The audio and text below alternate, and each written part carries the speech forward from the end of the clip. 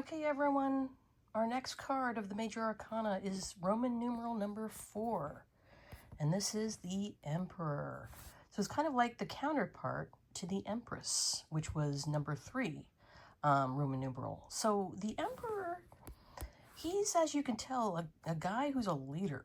I mean, he's like actually sitting at a throne right here, and he's, almost looking like a king there. But it indicates someone who has great leadership skills. Hey, they might be the manager, they might be the CEO, but they're definitely, among the top part of the company in terms of supervising others. So, you'll see this also in relation to, say, like, for example, like if you're reading for somebody who's in a relationship, and maybe this Emperor card pops up next to, say, a King of Cups or King of Swords or King of Pentacles or King of Wands. In that case, that person might be like the boss at their job. On the negative side, they might be rather controlling, rigid. But, typically, the Emperor card is just a leadership figure. It's a great leader. They're great at leading others. Rather charismatic, I would say, as well, but that's in terms of what you're looking at. And again, this is the male counterpart to the Empress card that we went over during our last video. So that's also what we're looking at. I'm just going to pop her up right here. Okay, so you've got, see, the Empress, then the Emperor. So she's like more the maternal, warm figure, relaxing out in the field. There's trees behind her. She's holding up a staff and pregnant. So again, just a great indicator of maternal warmth and fertility. And on the other hand, here we have the Emperor, which is more like leadership, masculinity, working, supervising, being the boss, running things, controlling things. And again, it's possible that this could indicate somebody a little too controlling or too rigid.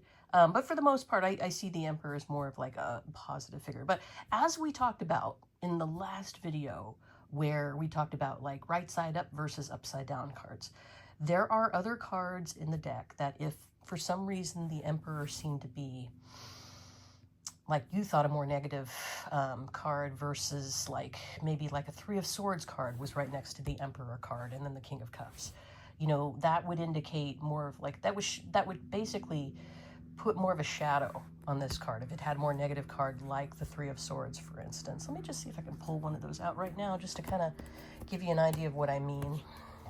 I'm shuffling through my deck here, looking through my swords. Where are they? Of course, they're hard to find now that I'm looking for them. Easy to find when I'm not doing a video, that kind of thing. Let's see, 10 of Swords, 9 of Swords. Let's go to all the way down to 3.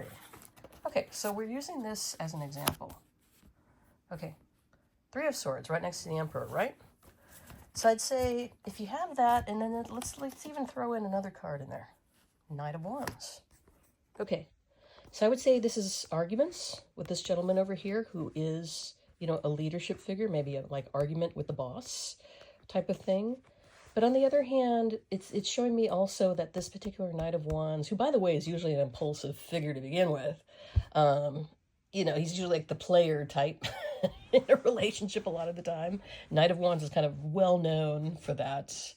But again, that's interpretation by different people. It's not like in the, big thing. It's not like everybody has to believe that. It's just that I've noticed a lot of people interpret the Knight of Wands like that. I kind of do too. But back to the Emperor. So the Emperor, as you can see, it's so easy to digress or get distracted because all these cards are so fascinating. But since like the 3 of Swords is right next to the Emperor, that really does cast a shadow on it and make it more negative. So that's my point, is that, if this is a person who is more controlling or more rigid, then cards like this will pop up to show that. Or show that it does have, some slight negativity going on here with the Emperor, that he does, kind of rule or lead over others, but he's got some things that he needs to work on, in terms of control issues or being negative toward employees, that kind of thing. Or being, if they're in a relationship, then they're kind of controlling within that romantic or personal relationship. And they need to work on those, control issues and those boundaries. So that's kind of our interpretation of the Emperor is in the ultimate end. He is a strong leader and charismatic and leads well.